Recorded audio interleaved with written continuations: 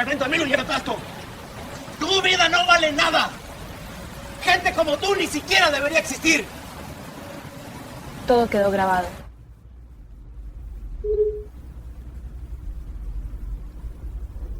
Parte 1. El arrogante ejecutivo de finanzas destruyó su propia carrera corporativa millonaria tras humillar a una joven. En la calle, la venganza viral que lo dejó en la ruina total. La lluvia caía sin piedad sobre el asfalto de la zona financiera más exclusiva de la ciudad, creando un espejo oscuro donde se reflejaban las luces de neón de los rascacielos corporativos. Era una noche de viernes, una de esas noches donde el poder y el dinero parecían palpitar en el aire frío y húmedo. Para Leonardo Valcárcel, un hombre en la cima de sus 30 años, el clima no era más que un detalle menor. Vestido con un impecable traje azul marino hecho a la medida y una corbata de seda que delataba su estatus, caminaba con la prisa y la prepotencia de quien cree ser el dueño del mundo. Su barba, perfectamente recortada, enmarcaba un rostro endurecido por la ambición desmedida y las negociaciones despiadadas. Era el director de inversiones de una de las firmas más grandes del país, un ejecutivo que no conocía la palabra no y que medía el valor de las personas por los ceros en sus cuentas bancarias. Acababa de cerrar un trato multimillonario en un restaurante de 5 estrellas y su ego estaba inflado hasta el límite. Caminaba hacia su vehículo de lujo, hablando por su último modelo de teléfono móvil con un tono autoritario, ignorando a cualquiera que se cruzara en su camino. Por esa misma acera, caminando con paso cauteloso para no resbalar, venía Valeria. Tenía 20 y tantos años y su rostro pálido reflejaba el cansancio de quien trabaja y estudia sin descanso. Llevaba puesta una gruesa chaqueta marrón de invierno, ya empapada por la llovizna, y abrazaba contra su pecho una pila de cuadernos, libretas de apuntes y carpetas que representaban meses de investigación para su proyecto de tesis sobre ética empresarial. Valeria no pertenecía a ese mundo de cristal y acero. Ella era de los barrios de la periferia, donde el éxito se gana con sangre, sudor y lágrimas, no con apretones de manos en clubes exclusivos. El choque fue inevitable. Leonardo, absorto en su llamada y cegado por su propia arrogancia, giró bruscamente en la esquina sin mirar. Impactó de lleno contra Valeria. La fuerza del golpe desequilibró a la joven, quien cayó de rodillas sobre el pavimento mojado. Sus libretas y carpetas salieron volando, aterrizando directamente en un charco turbio que se arremolinaba junto a la acera. La tinta de sus apuntes comenzó a correrse casi de inmediato. ¡Maldita sea!, bramó Leonardo, mirando con horror cómo unas gotas de agua salpicaban el brillante cuero de sus zapatos italianos. ¿Acaso eres ciega, idiota? Valeria, con el dolor punzando en sus rodillas, no respondió de inmediato. Sus ojos se abrieron desmesuradamente al ver el trabajo de todo su semestre flotando en el agua sucia. Con manos temblorosas, intentó recoger las hojas empapadas. «Señor, usted venía distraído», murmuró Valeria, tratando de mantener la compostura mientras recogía una de las libretas. Esa simple frase fue la chispa que detonó la furia contenida de Leonardo.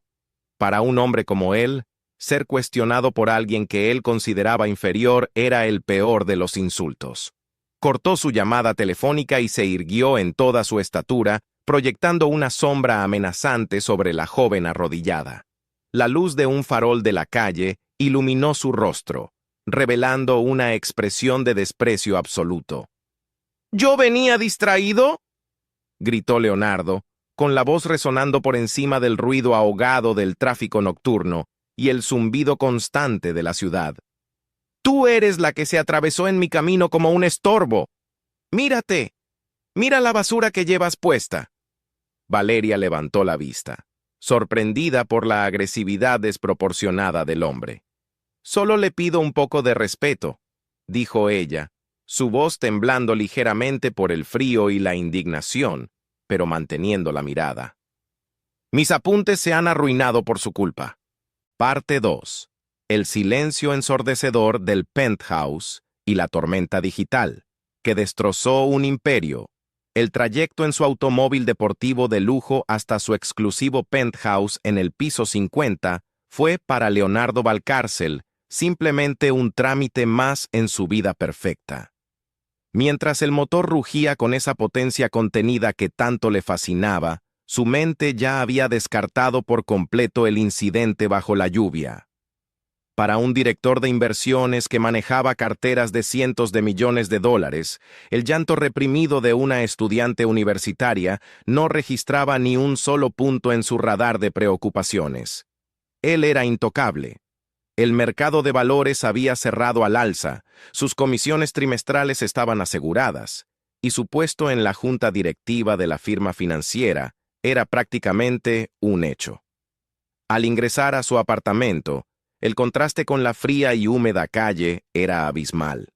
Su refugio era un santuario de diseño minimalista, con ventanales de piso a techo que ofrecían una vista panorámica de la ciudad que él sentía gobernar. El sistema de hogar inteligente encendió las luces cálidas y bajó las persianas automáticamente. Leonardo se quitó el saco azul marino de diseñador, aflojó su corbata de seda y caminó hacia el bar de mármol negro para servirse un vaso generoso de whisky escocés de malta pura, añejado por 25 años. Mientras el hielo crujía suavemente contra el cristal del vaso, en el ciberespacio, una tormenta de proporciones épicas comenzaba a gestarse. Valeria no había exagerado. El video, subido desde su modesto teléfono móvil, mientras viajaba en el transporte público de regreso a su pequeño apartamento en los suburbios, era crudo, directo y brutalmente honesto. No tenía filtros, ni edición, ni música de fondo dramática.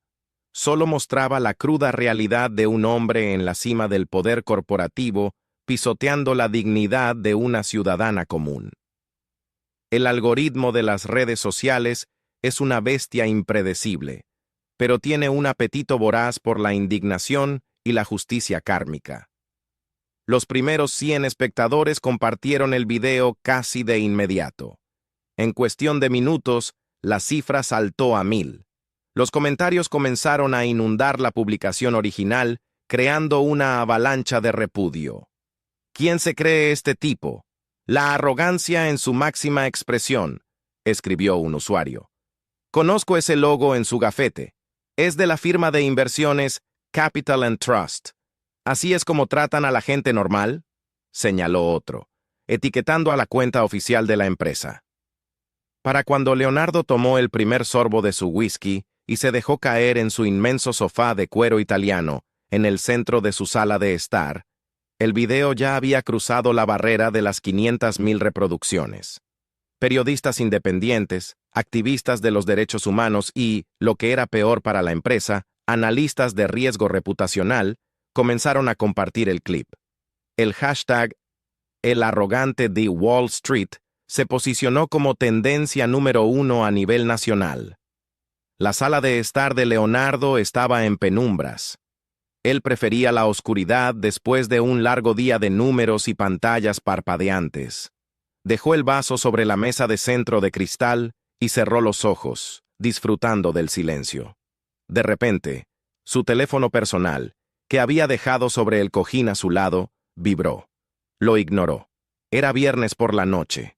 Probablemente era alguna invitación a un club exclusivo o un mensaje de alguna conquista superficial. 3 segundos después, el teléfono vibró de nuevo. Luego, otra vez. Y otra. El zumbido constante y agresivo sobre el cuero del sofá comenzó a irritar sus nervios. Frunciendo el ceño, Leonardo abrió los ojos y tomó el dispositivo. La pantalla se iluminó en la oscuridad de la habitación, proyectando un resplandor azulado e inquietante sobre sus facciones marcadas y su barba bien recortada. Parte 3. La caída libre.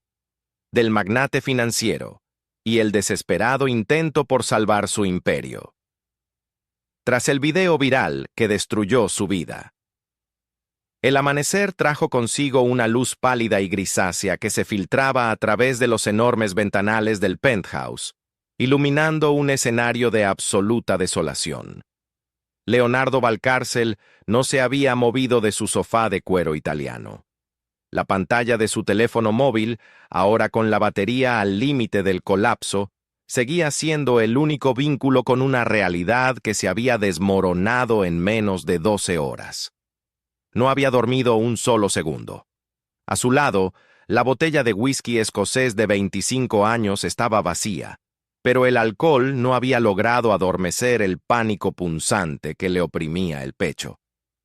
A las 6 de la mañana, los mercados asiáticos ya habían cerrado y los europeos estaban en plena ebullición, y la noticia principal en los portales financieros no eran las tasas de interés ni los bonos del tesoro.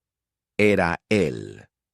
Leonardo tomó el teléfono con manos temblorosas y conectó el cargador. Al encenderse la pantalla, el número de reproducciones del video había superado los 15 millones. La furia digital no mostraba signos de disminuir, por el contrario, había mutado. Ya no solo se trataba del insulto en la calle. Investigadores aficionados de Internet, activistas y periodistas, habían comenzado a escarbar en su pasado. Cientos de hilos en foros exponían rumores sobre su trato despótico hacia los empleados de menor rango, sus tácticas de negociación rozando lo ilegal y su estilo de vida excesivo. Necesitaba actuar. Su cerebro, entrenado para resolver crisis financieras y salvar empresas al borde de la quiebra, intentó tomar el control. Marcó el número de su abogado personal, Arturo Mendizábal, un tiburón de las leyes corporativas que cobraba $1,000 la hora y que jamás había perdido un caso de despido. El teléfono sonó 5 veces antes de que Arturo respondiera. Su voz sonaba ronca, pero extrañamente distante. «Arturo, por fin», dijo Leonardo, poniéndose de pie de un salto, sintiendo un mareo momentáneo por la falta de sueño y el exceso de alcohol. «Supongo que ya viste el desastre. Necesito que prepares una demanda por despido injustificado de inmediato. Capital & Trust no puede echarme por un maldito video sacado de contexto. Exigiré mi paquete de indemnización completo, mis opciones sobre acciones y una disculpa pública. Vamos a hundirlo si es necesario». Hubo un silencio prolongado al otro lado de la línea. Solo se escuchaba la respiración pausada del abogado. «Leo», comenzó Arturo, y el tono de su voz hizo que a Leonardo se le helara la sangre. «No voy a tomar este caso. De hecho, te llamaba para informarte que mi firma dejará de representarte a partir de este momento. El correo oficial de rescisión de servicios ya está en tu bandeja de entrada». Leonardo se quedó petrificado. Sus nudillos se pusieron blancos al apretar el teléfono. «¿Qué estás diciendo?», gritó, su voz rompiéndose. «Te pago una fortuna como retenedor anual. No puedes abandonarme ahora. Es solo una crisis de relaciones públicas, podemos manejarlo». «No, Leo, no lo entiendes», respondió Arturo con una frialdad clínica, la misma frialdad que Leonardo solía usar con sus víctimas financieras. «Esto no es un desliz. Eres radiactivo. He hablado con el director de la Junta de Capital & Trust hace una hora. Activaron la cláusula de moralidad de tu contrato. Esa cláusula estipula que cualquier acción pública que dañe gravemente la reputación de la empresa anula automáticamente tus beneficios, tus bonos y tu indemnización. Y créeme, las acciones de la firma cayeron un 5% en la apertura del premercado europeo solo por tu culpa. Los inversores institucionales están amenazando con retirar sus fondos». «Es un engaño», rugió Leonardo, caminando de un lado a otro por la inmensa sala. «Yo construí esa división de inversiones.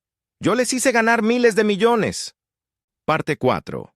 La entrevista magistral, que sepultó al ejecutivo soberbio y reveló la podredumbre del sistema corporativo, que lo protegía el estudio de grabación de voces independientes, un medio digital de periodismo de investigación, era pequeño, austero, y estaba ubicado en un sótano acondicionado en el centro bohemio de la ciudad. No había luces de neón, ni maquillaje profesional, ni asistentes corriendo con vasos de agua mineral importada. Solo había 2 sillas frente a una mesa de madera oscura, un par de micrófonos de buena calidad y 3 cámaras montadas en trípodes.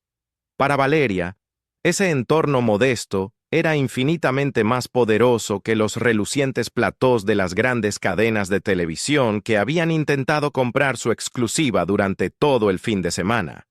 Vestía una blusa blanca sencilla y un saco negro prestado por su amiga Carmen.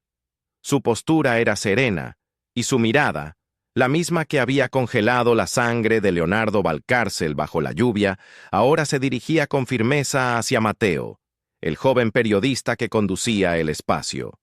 El reloj digital en la pared marcó las 8 de la noche, la hora de máxima audiencia en las plataformas de streaming.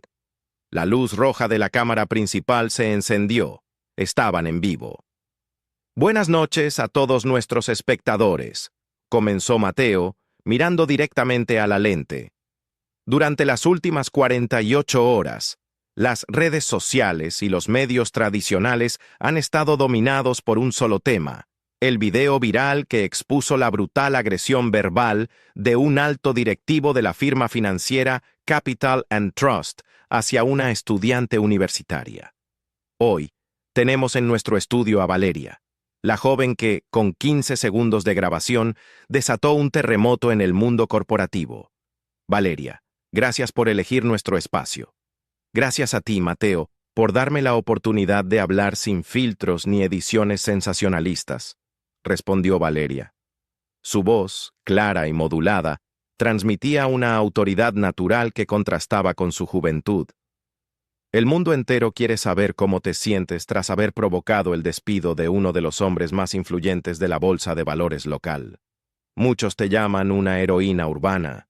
¿Sientes que se ha hecho justicia?, preguntó el periodista, inclinándose hacia adelante. Valeria esbozó una media sonrisa, desprovista de arrogancia, pero cargada de una profunda comprensión del panorama real.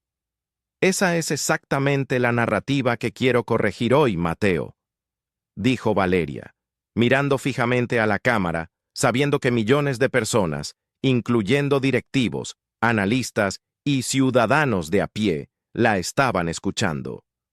No me considero una heroína, y lo que presenciamos el viernes por la noche no fue un acto de justicia completa. Fue, simplemente, un control de daños corporativo. Mateo frunció el ceño, intrigado. El chat de la transmisión en vivo, que ya superaba el 1.000.000 de espectadores concurrentes, comenzó a moverse a una velocidad vertiginosa. ¿A qué te refieres exactamente? El señor Valcárcel perdió su empleo, su reputación y, según los informes de hoy, se enfrenta a una investigación interna exhaustiva. ¿No es eso justicia kármica? Es un espejismo, afirmó Valeria con contundencia. Leonardo Valcárcel no fue despedido porque a la junta directiva de Capital & Trust le indignara profundamente su falta de humanidad. Fue despedido porque esa falta de humanidad se hizo pública y amenazó el valor de sus acciones. Las empresas de esa magnitud no tienen moral, tienen departamentos de relaciones públicas. Durante 15 años, premiaron su agresividad, aplaudieron su crueldad en las negociaciones y le pagaron bonos millonarios por comportarse exactamente como un depredador. Él era su activo más valioso, hasta que el algoritmo lo convirtió en un pasivo tóxico. Parte 5. El impactante final. Del magnate financiero, fraude corporativo, justicia implacable y la lección definitiva que destruyó su falso imperio de cristal. El sonido seco, rítmico y autoritario contra la pesada puerta de roble macizo del penthouse destrozó el silencio sepulcral de la madrugada. Eran las 6:15 de la mañana del martes. Leonardo Valcárcel, que había logrado conciliar el sueño apenas una hora antes tras enviar aquel desesperado y patético correo electrónico, se despertó sobresaltado. Su corazón latía con la violencia de un tambor desbocado. El eco de los golpes resonaba en las altas paredes de cristal, presagiando el final definitivo de su tiranía. Se levantó del sofá tambaleándose, todavía con el mismo traje arrugado que llevaba puesto desde el día anterior. Su rostro estaba pálido, surcado por profundas ojeras que delataban su colapso físico y mental. Arrastró los pies por el reluciente suelo de madera de roble, esperando encontrar a algún enviado del departamento legal de la empresa, o quizás al conserje del edificio con una orden de desalojo. Al abrir la puerta, la realidad lo golpeó con la fuerza de un tren de carga. No era un mensajero. Eran 6 agentes federales con chalecos oscuros que llevaban las siglas de la Fiscalía Especializada en Delitos Financieros. Al frente del grupo estaba un hombre canoso, de mirada afilada y expresión inquebrantable, que sostenía una carpeta repleta de documentos legales. «¿Leonardo Valcárcel?», preguntó el hombre, aunque era evidente que sabía perfectamente a quién tenía enfrente.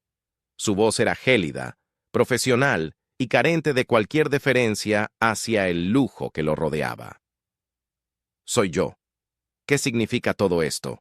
¿Cómo pasaron la seguridad del edificio?», balbuceó Leonardo, intentando inútilmente recuperar la postura de autoridad que lo había caracterizado toda su vida. «Soy el agente principal Vargas.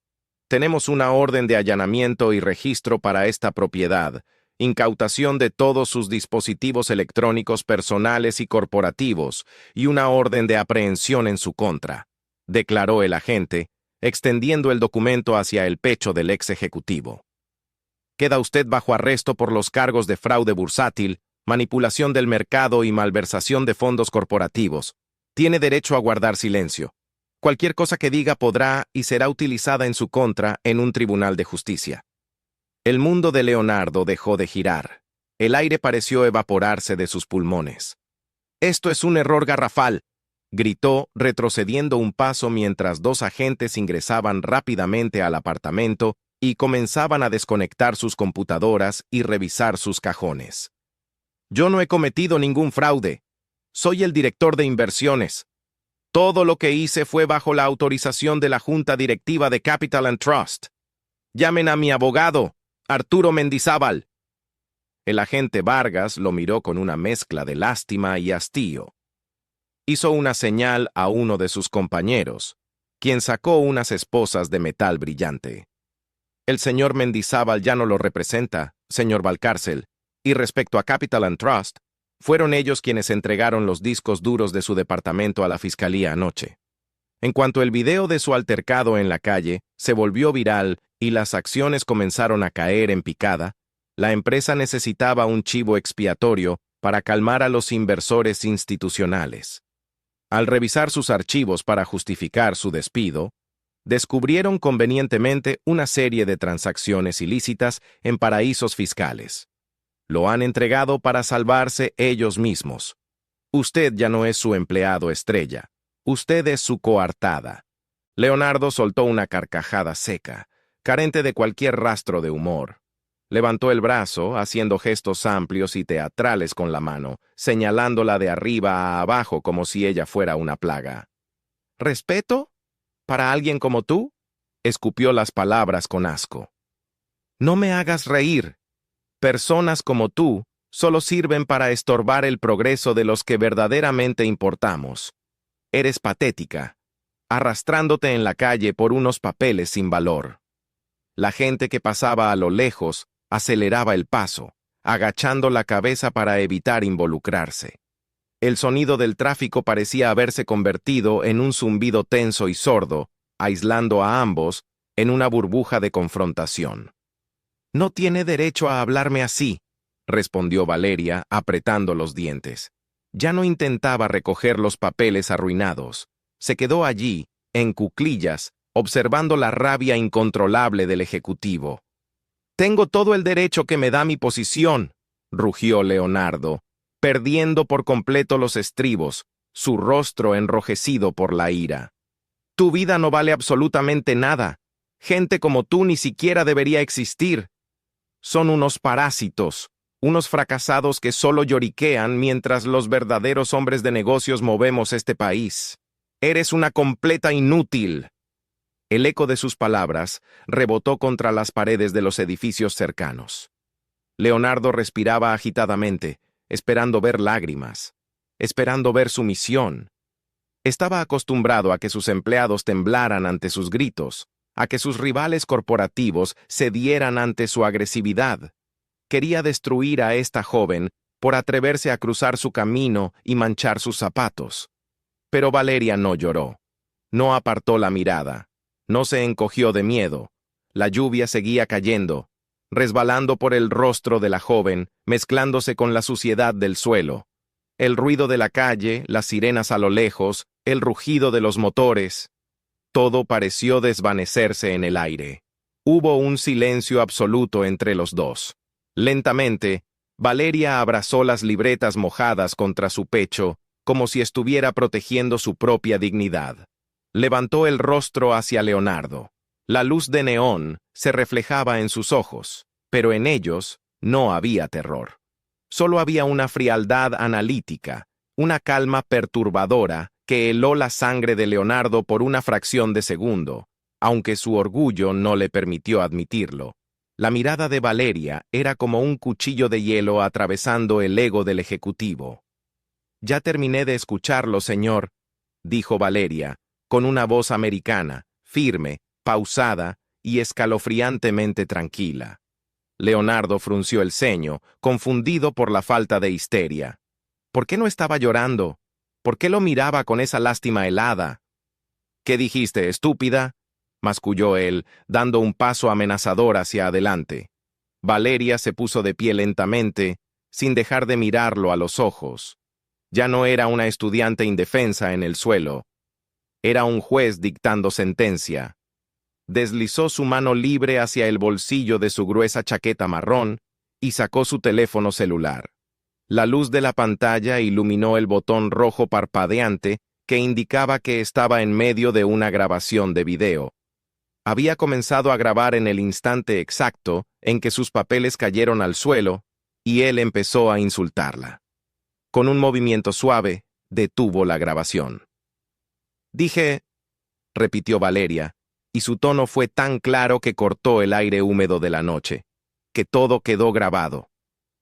El tiempo pareció detenerse. Leonardo miró el teléfono. Luego la miró a ella. Su cerebro de financiero, siempre calculador, tardó unos segundos en procesar el peligro potencial de la situación. Pero su arrogancia seguía siendo un escudo demasiado grueso. La pantalla de bloqueo era un caos absoluto. Tenía más de 100 notificaciones acumuladas de Twitter, LinkedIn, Instagram y WhatsApp. Deslizó el dedo por la pantalla con cierta confusión. Abrió el primer mensaje de WhatsApp. Era de Marcos, su socio y colega en la firma, alguien tan despiadado como él, pero que ahora sonaba aterrado. «Leo, por el amor de Dios, dime que no eres tú el del video. Enciende Twitter ahora mismo. Relaciones Públicas está en pánico. El teléfono de la oficina no deja de sonar y los inversores asiáticos están exigiendo una explicación. ¿Qué demonios hiciste?» El estómago de Leonardo se contrajo bruscamente, como si le hubieran dado un golpe bajo. Su corazón, que latía con la calma de un depredador satisfecho hace apenas unos minutos, comenzó a bombear sangre con furia. Con los dedos repentinamente torpes, abrió la aplicación de la red social. No tuvo que buscar nada. En el primer lugar de su sección de inicio, allí estaba, su propio rostro, grabado desde un ángulo inferior, luciendo monstruoso, desencajado por la ira, gritando bajo la lluvia. Pulsó el botón de reproducción con dedos temblorosos. El sonido del tráfico ahogado y su propia voz llenaron el sombrío y silencioso penthouse. «Tu vida no vale absolutamente nada. Gente como tú ni siquiera debería existir». Escuchar su propia voz con esa claridad, desprovista del contexto de su ego inflado, fue como recibir un balde de agua helada. Vio cómo la joven, Valeria, mantenía una calma perturbadora, mientras él perdía por completo los estribos. Vio cómo sus ademanes, que él consideraba autoritarios y firmes, se veían en la pantalla como los de un matón desquiciado y patético. La sala de estar estaba sumida en un silencio sepulcral, roto únicamente por la repetición del video que se reproducía una y otra vez en un bucle infinito.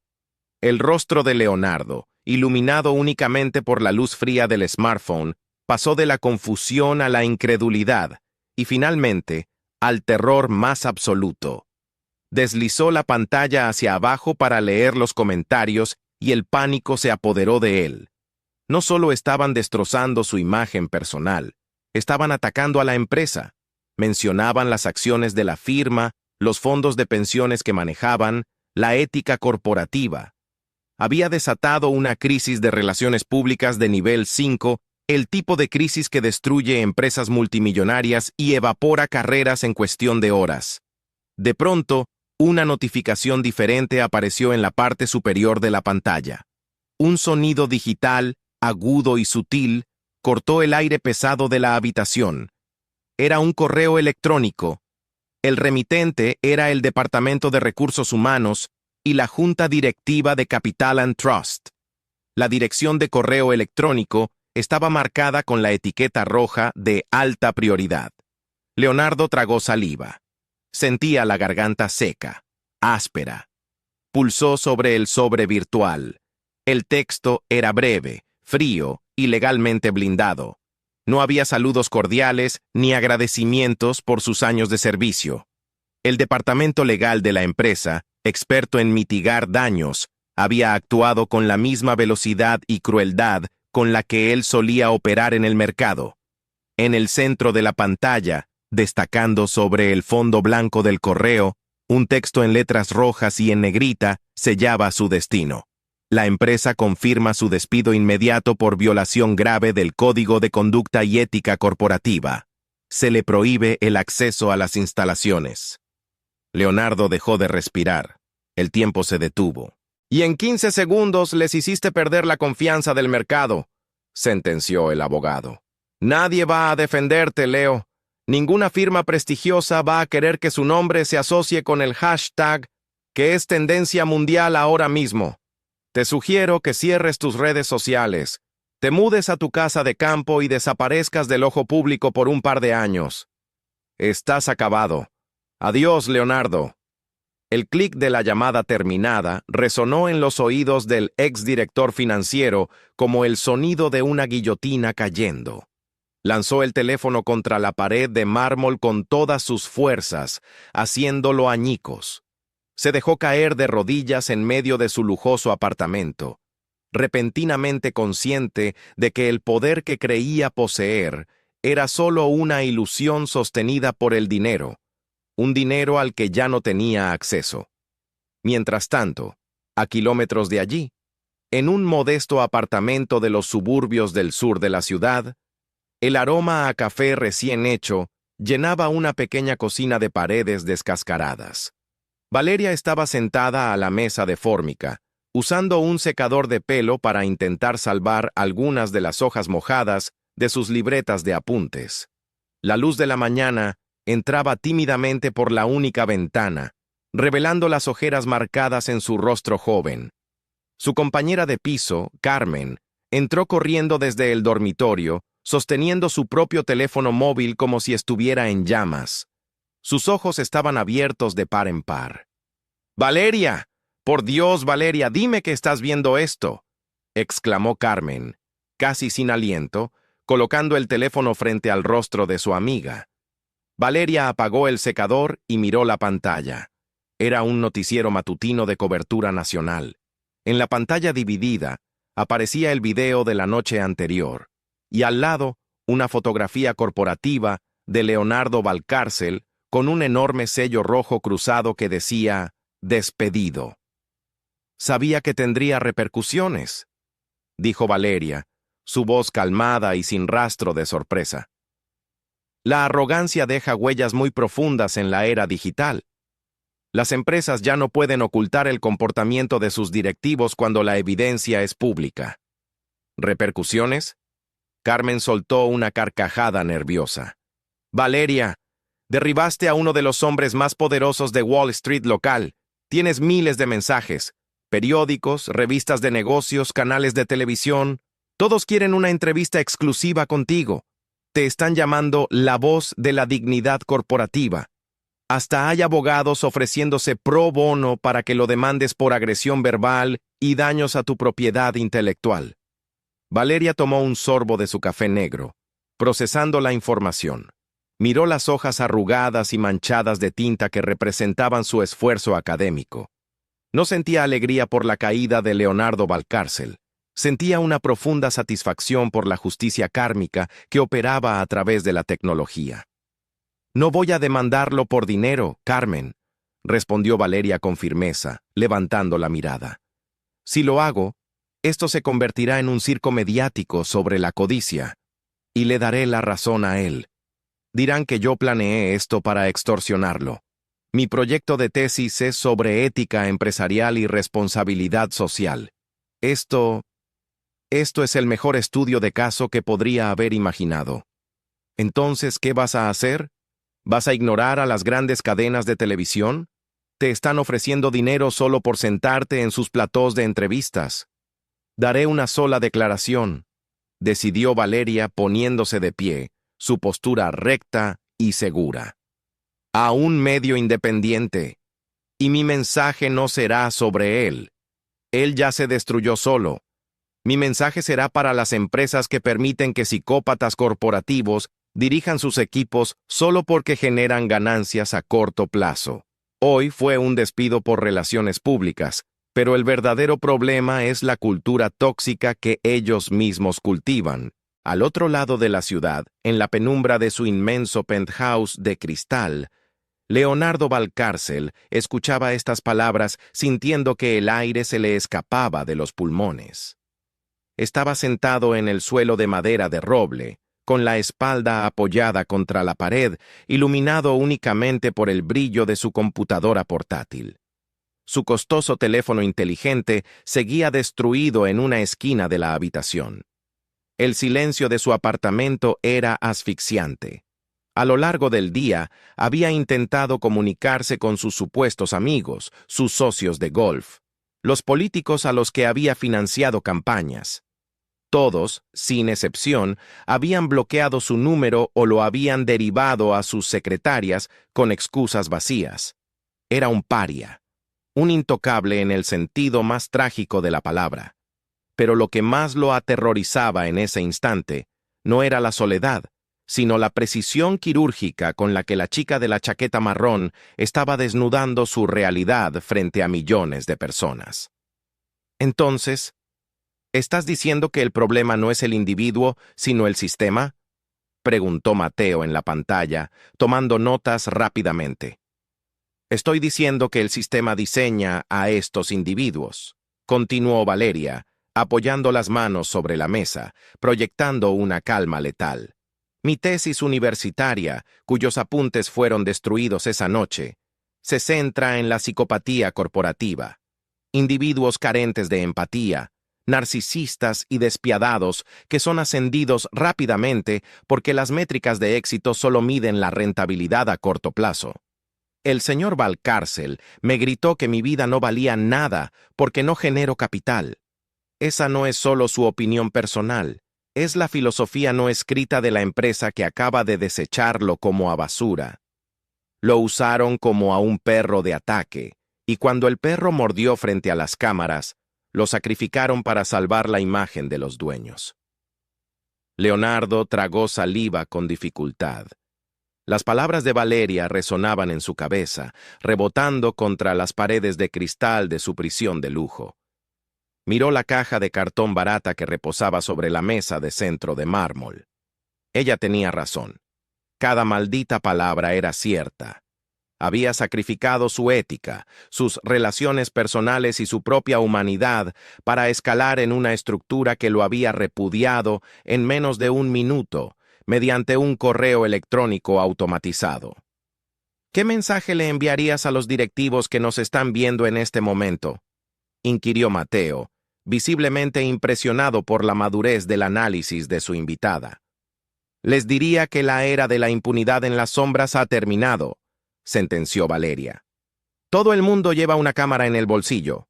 La cultura del abuso y la arrogancia ya no es sostenible. A los inversores les diría que revisen dónde ponen su dinero, porque una cultura organizacional tóxica es una bomba de tiempo financiera. Y al señor Valcárcel... Valeria hizo una pausa, mirando directamente a la lente con una expresión indescifrable. Le diría que espero que, ahora que ha perdido el escudo protector del dinero y el estatus, logre encontrar el valor real de su propia existencia, porque, trágicamente, él tampoco le importaba nada a la gente que aplaudía su crueldad. La transmisión terminó, pero el eco de la entrevista continuó vibrando en el ciberespacio. Los foros de economía, las redes de profesionales y los analistas de mercado estallaron. Ya no hablaban de un simple insulto, hablaban de una crisis sistémica. Las acciones de Capital Trust volvieron a desplomarse en las operaciones fuera de horario, obligando al CEO a convocar una reunión de emergencia de la junta directiva a medianoche. Las palabras del agente Vargas cayeron como plomo fundido sobre la conciencia de Leonardo. La traición era absoluta. La misma maquinaria corporativa que él había alimentado con su crueldad y su ambición desmedida, la misma bestia a la que le había entregado sus mejores años pisoteando a quien fuera necesario, lo acababa de devorar sin masticar. Mientras los agentes le colocaban las esposas, apretando el metal frío contra sus muñecas acostumbradas a los relojes suizos de oro, Leonardo cerró los ojos. Se dio cuenta, con una claridad aterradora, de que la joven bajo la lluvia tenía razón. Él no era el dueño del tablero, solo era un peón desechable. A varios kilómetros de distancia, la luz de la mañana iluminaba el pequeño balcón del apartamento de Valeria. Estaba sentada frente a su modesta computadora portátil, bebiendo una taza de té verde. Su teléfono móvil vibraba ocasionalmente con notificaciones de medios de comunicación, pero ella las ignoraba. Su enfoque estaba en la pantalla, donde tenía abierto su correo electrónico institucional. En la bandeja de entrada, destacaba el mensaje que Leonardo Valcárcel le había enviado la noche anterior. Valeria leyó el texto lentamente. Notó la desesperación en cada línea, la patética oferta de comprar su perdón, financiando su proyecto de tesis, la urgencia por recuperar una vida que ya no existía. No sintió ira, ni siquiera sintió lástima. Solo sintió una profunda y clínica fascinación por la anatomía de la caída de un narcisista. Su compañera de piso, Carmen, salió de la habitación frotándose los ojos, sosteniendo su teléfono. «Valeria, enciende las noticias. Ahora mismo», dijo Carmen con la voz temblorosa por la incredulidad. «Lo acaban de arrestar. A Valcárcel. Fraude millonario. Dicen que su propia empresa lo delató al gobierno para limpiar su imagen tras la entrevista que diste anoche». Valeria no encendió el televisor. Mantuvo la vista fija en el correo electrónico del hombre que ahora estaba siendo escoltado fuera de su penthouse hacia una patrulla federal. Colocó sus dedos sobre el teclado y redactó una respuesta breve, directa y definitiva. «Señor Valcárcel, el respeto, la dignidad y la ética no cotizan en la bolsa de valores, por lo tanto, no se pueden comprar. No necesito su dinero para publicar mi investigación. La realidad se ha encargado de publicarla por mí. Mi tesis ya tiene un final. Le sugiero que guarde el poco capital que le quede para pagar una buena defensa legal. Que enfrente a la justicia con la misma valentía que exigía a los demás. Adiós». Presionó el botón de enviar. Luego, cerró la pestaña del correo, abrió un documento en blanco en su procesador de textos y escribió el título de su tesis: El espejismo del éxito. Psicopatía, colapso ético y justicia digital en la era corporativa moderna. 9 meses después, el ambiente en la sala del Tribunal Superior de Justicia era asfixiante y tenso. Los bancos de madera oscura estaban repletos de periodistas financieros, estudiantes de derecho y exinversores arruinados. En el estrado de los acusados, sentado junto a un abogado de oficio que parecía superado por la magnitud del caso, se encontraba Leonardo Valcárcel. El cambio físico era perturbador. Ya no había rastro del traje azul marino hecho a la medida ni de la corbata de seda. Llevaba un traje gris estándar, mal ajustado, que colgaba de sus hombros ahora encorvados.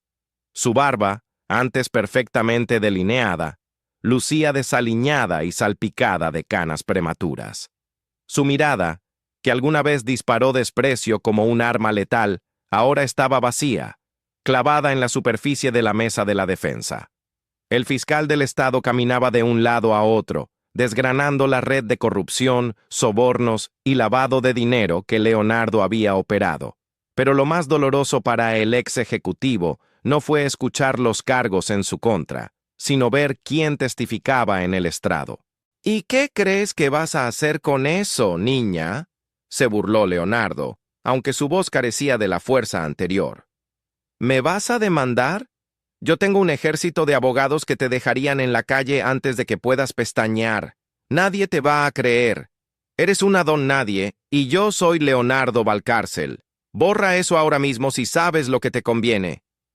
No necesito que me crean, señor Valcárcel, respondió ella, leyendo el nombre en el gafete corporativo que asomaba bajo su saco. Solo necesito que lo escuchen, y créame, en la era digital, la arrogancia tiene un precio muy alto. Que pase una excelente noche. Valeria se dio la vuelta con su ropa mojada y sus apuntes destrozados, pero caminando con la espalda recta y la dignidad intacta, perdiéndose entre la bruma y las sombras de la noche lluviosa. Leonardo se quedó allí, de pie bajo la lluvia, mirando la esquina por donde ella había desaparecido. Una sensación de incomodidad comenzó a reptar por su estómago, pero rápidamente la sacudió. Es solo una loca de la calle, se dijo a sí mismo, ajustándose el nudo de la corbata de seda. Caminó hacia su coche, convencido de que al día siguiente, el mundo seguiría girando a sus pies, y aquella joven insignificante sería solo un mal recuerdo. No tenía idea de que, en ese preciso momento, mientras él encendía el motor de su automóvil de lujo, Valeria ya estaba subiendo el archivo a sus redes sociales con un título muy simple, etiquetando a la firma de inversiones y a los medios de comunicación más importantes del país. El algoritmo, como un juez silencioso e implacable, estaba a punto de desatar la tormenta perfecta. Sentado en su sofá de diseñador, rodeado de lujos pagados por una carrera que acababa de evaporarse en el aire digital, Leonardo Valcárcel quedó paralizado. La pantalla de su teléfono móvil seguía proyectando su luz implacable sobre él. Sus ojos estaban muy abiertos, fijos en las letras rojas que parpadeaban frente a él. Su boca estaba ligeramente entreabierta, incapaz de articular palabra, incapaz de procesar que el imperio que había construido pisoteando a otros se había derrumbado por un clip de 15 segundos grabado por la persona que él consideraba que no valía nada. La imagen se congeló allí. Un hombre poderoso, ahora reducido a cenizas por su propia arrogancia, con el rostro desencajado por el shock y la derrota definitiva, iluminado en la oscuridad por el mismo dispositivo que le trajo su ruina. Mientras Valeria preparaba su declaración, estructurando un discurso que resonaría en las aulas universitarias y en las juntas directivas por igual, Leonardo intentaba una última jugada desesperada. Se había puesto un traje nuevo, ignorando que sus manos aún temblaban, y pidió a su chofer privado que lo llevara a la sede central de Capital & Trust. Creía ingenuamente que si podía hablar cara a cara con el CEO, Roberto Alcázar, su mentor, podría revertir la situación. Pensaba que la lealtad de años en la industria financiera pesaría más que un escándalo de Twitter. El automóvil de lujo se detuvo frente al imponente rascacielos de cristal.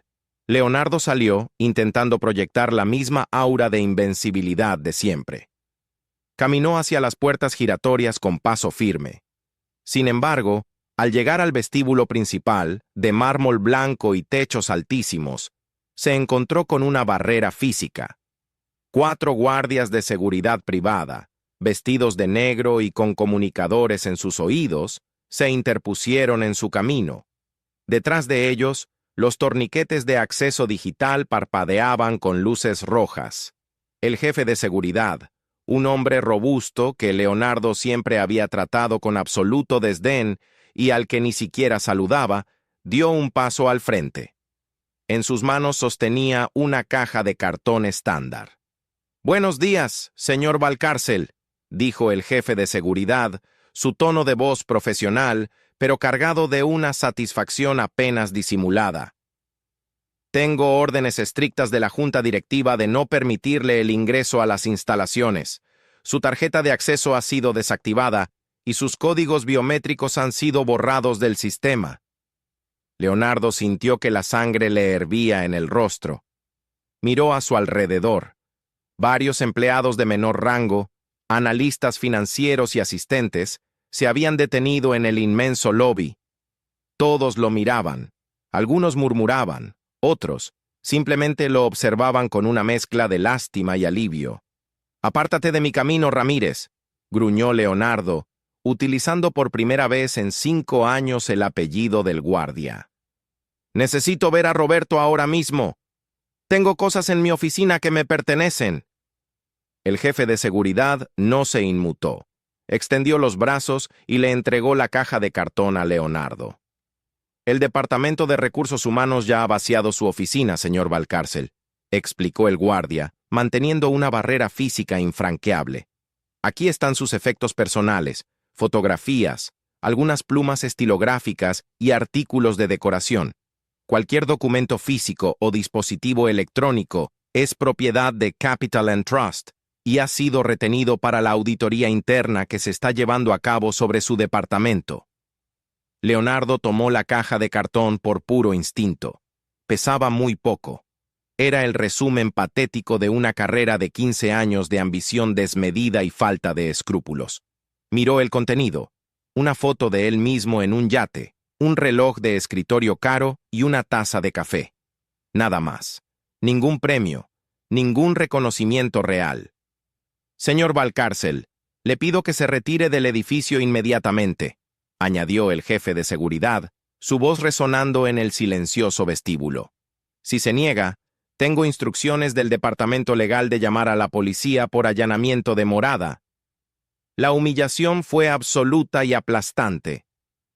El mismo hombre que 12 horas antes le gritaba a una joven en la calle que su vida no valía nada, ahora estaba siendo expulsado de su propio reino, sosteniendo una caja de cartón barata bajo la mirada juzgadora de aquellos a los que siempre consideró inferiores. En el penthouse, Leonardo cerró la computadora portátil de golpe.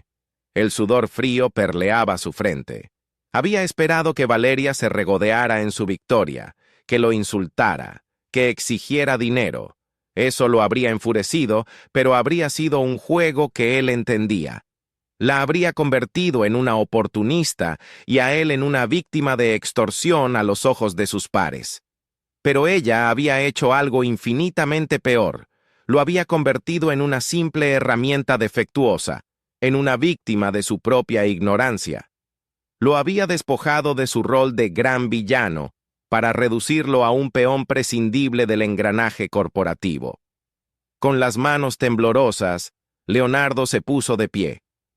Caminó hacia el ventanal y apoyó la frente contra el cristal frío, mirando las luces de la ciudad que antes sentía poseer.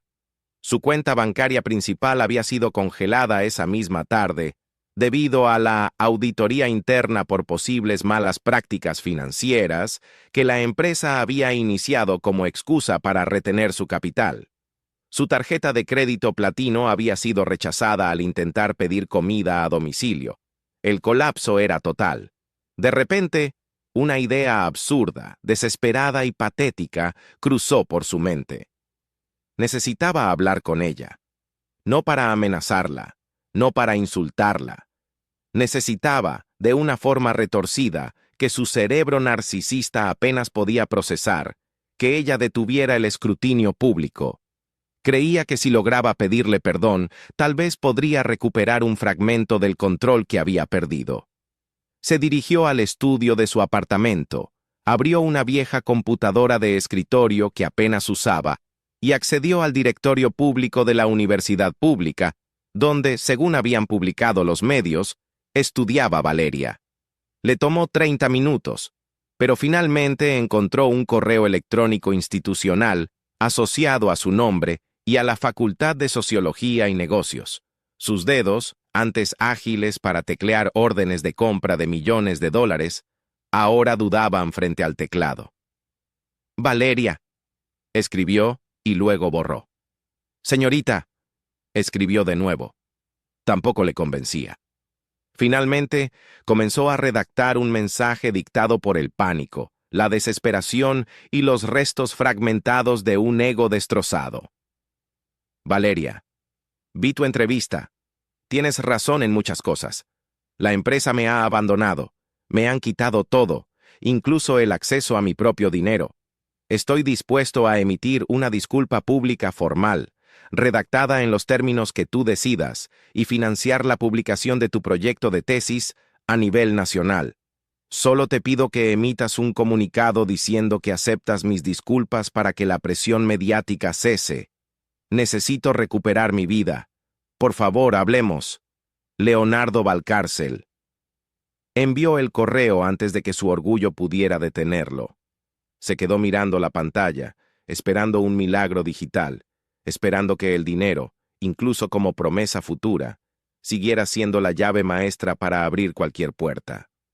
Lo que Leonardo no sabía era que Valeria no estaba interesada en disculpas fabricadas ni en dinero ensangrentado, y mucho menos imaginaba que, a primera hora de la mañana siguiente, un equipo del fiscal de delitos financieros llamaría a la puerta de su inexpugnable penthouse, provocado no por la indignación pública, sino por las grietas legales que la investigación independiente sobre su pasado corporativo acababa de destapar gracias al impulso de la entrevista de esa noche. La verdadera caída libre apenas acababa de comenzar. Roberto Alcázar, el CEO de Capital and Trust, el hombre al que Leonardo consideraba su mentor y figura paterna en la industria, estaba allí, declarando bajo juramento que Valcárcel había actuado por su cuenta, violando las políticas de la empresa a sus espaldas. Roberto mentía con la misma facilidad con la que respiraba, y el jurado, sediento de un culpable al que colgarle la crisis, le creía cada palabra. El acusado construyó un castillo de naipes basado en la codicia y la extorsión, concluyó el fiscal con voz resonante. Y cuando ese castillo se derrumbó, quedó expuesta la verdadera naturaleza de sus acciones. Solicitamos la pena máxima de 15 años de prisión federal sin derecho a libertad condicional, además de la restitución total de los fondos a los afectados. El juez, un hombre severo de mirada implacable, golpeó el mazo contra el bloque de madera, exigiendo orden en la sala mientras los murmullos estallaban. Leonardo levantó la vista lentamente, sintiendo que el oxígeno le faltaba. Su mirada vagó por la galería de asistentes, buscando inconscientemente un rostro familiar, un atisbo de apoyo, alguien que recordara al hombre poderoso que solía ser. Y entonces la vio. Sentada en la tercera fila, impecablemente vestida con un traje sastre sobrio, estaba Valeria. No sostenía un teléfono móvil esta vez. Tenía sobre su regazo una libreta de apuntes nueva, tomando notas meticulosas con un bolígrafo elegante. Sus miradas se cruzaron a través de la concurrida sala del tribunal. El ruido de fondo desapareció para Leonardo. Valeria no sonrió. No le dirigió una mirada de triunfo, ni de odio, ni de venganza. Su expresión era exactamente la misma que tuvo aquella noche bajo la lluvia. Calmada, fría, analítica. La mirada de alguien que observa un fenómeno que ya ha sido clasificado y archivado. En ese microsegundo de conexión silenciosa, el peso aplastante de la realidad cayó sobre los hombros de Leonardo. Entendió que su condena no había comenzado esa mañana en el tribunal, ni siquiera el día que el FBI derribó su puerta. Su verdadera condena comenzó en el momento exacto en que creyó que podía pisotear la dignidad de otro ser humano sin sufrir consecuencias. El juez ordenó a los alguaciles que pusieran de pie al acusado para escuchar el veredicto del jurado. Leonardo obedeció mecánicamente. Mientras el portavoz del jurado pronunciaba la palabra culpable, repetidas veces para cada uno de los cargos, Leonardo bajó la cabeza. Todo había quedado grabado. no solo en el video de 15 segundos de las redes sociales, sino en los registros imborrables de la justicia penal y en los anales de la historia financiera del país. Su arrogancia lo había convertido en un prisionero de su propia soberbia, y mientras era esposado nuevamente para ser trasladado a la penitenciaría de máxima seguridad, supo que el verdadero valor de su vida, tal y como él lo había construido, se había reducido a cero. Giró sobre sus talones, sintiendo el peso de las miradas clavándose en su espalda. Las cámaras de seguridad del lobby grababan cada uno de sus movimientos, sumando otro capítulo visual a su estrepitosa caída. Mientras caminaba de regreso a su coche, con la lluvia matutina amenazando con volver a caer sobre la ciudad, comprendió finalmente la magnitud de sus acciones. El mercado no lo había destruido, la economía no lo había quebrado. Su propia soberbia había sido el arma, y Valeria, simplemente, había presionado el botón de grabar.